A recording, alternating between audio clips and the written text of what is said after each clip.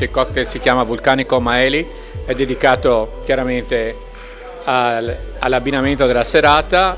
Quello che abbiamo fatto è stato completare il piatto con elementi della campagna, la zucca, il sedano rapa, un distillato, il gin luxardo vicinissimo alla cantina di Elisa e il vino di Elisa. Abbiamo messo tutto insieme al completamento del piatto, tentando di fare qualcosa di gradito e di innovativo, pur rispettando quella che può essere la tradizione dell'abbinamento.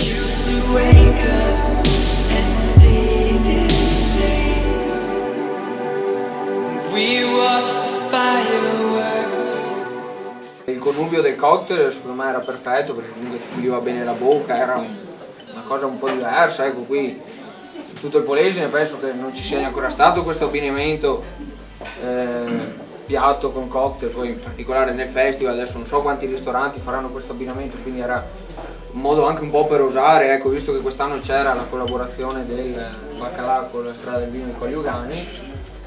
Abbiamo fatto tutta la serata con Maeli e in più abbiamo voluto giocare un po' nell'antipasto.